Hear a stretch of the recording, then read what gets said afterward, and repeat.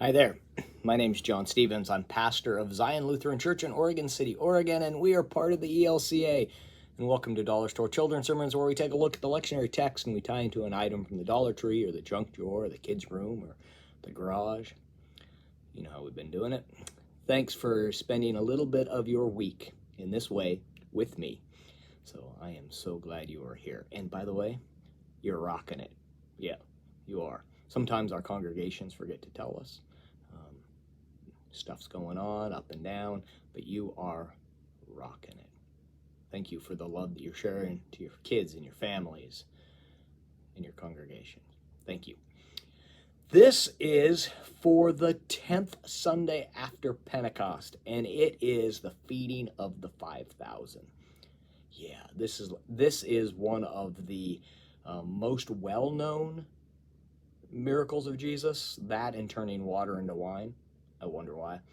But this is a miracle that is in all four of the Gospels. So that's pretty, when you're looking at the Synoptic Gospels here, the three here, and then you've got John over here doing his own thing, and the fact that the four of them, all four have the feeding of the 5,000, is pretty, that says volumes in itself. But all right, so what we're looking at with the springboard on this, I've got a couple of objects, a couple of things to help us in the springboard, but they're all really the same springboard, the same theme. And the theme I'm working with on this miracle, on the feeding of the 5,000, is not feeding of the 5,000 and women and children, so even more.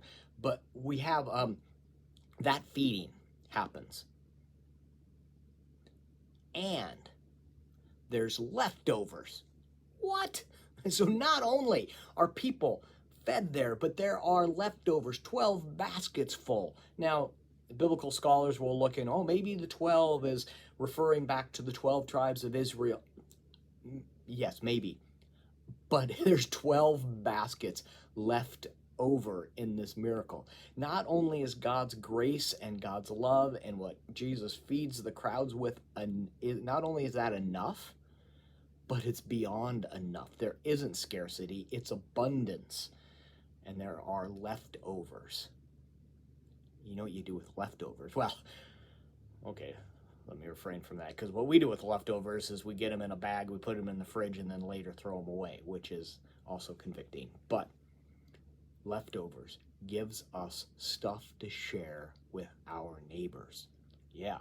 So the springboard that I am using, a couple of springboards. One is a play tea set. And that tea set, you can actually, this kind of follows godly play in a way, because you got the tea set and you open it up and you set it down and you got the kids there, and maybe if you're going to have, 12 kids up there, you get you get 3 sets. I had to do my math quickly. There are 4 teacups in there. But, setting them out and just talking about the miracle and wondering. I wonder if you were the person who brought the lunch in which Jesus takes and does all this miracle, all the stuff with. I wonder if you were one sitting there going, I am so hungry, I can't even listen to this guy talk. And you're fed. I wonder, that wonderful question that godly play asks of us. I wonder. And so using this to set the stage of I wonder. So there's that. That's the first springboard. Tea set. So the second one is lunch bags. Lunch bags in which, paper lunch bags, and what you'll do in this, I'm opening up the industrial strength plastic to wrap the biodegradable paper. So, lunch bags. You got your paper lunch bags. What I am thinking, I haven't worked all the details about this, but I'm thinking, so you've got the one lunch bag, and you have, in your lunch bag, you've got 12 more. So you've got the lunch bag, and you've got 12 more. And you can talk about how all of these people were fed, all of these people were satisfied, all of these people had enough for what they needed. And then there was leftovers, which means that you need a paper bag for a sack lunch for tomorrow. But it's not just, it wasn't just one basket. It wasn't just one bag. It was, you had the one, and then we had another one. And this is not, you're not in this. It's not really trying to even make it a magic trick. But you're there, and you just pulling out another paper. Yeah, there we go. 3? No, there was more than that. 3. And each time, there's 4 bags, and then there's 5. This is getting ridiculous. There is more leftovers than I know what to do with it. Though I've got 7 1. This is, well, and then continue to count. There's 8, 9, 10, 11, and 12.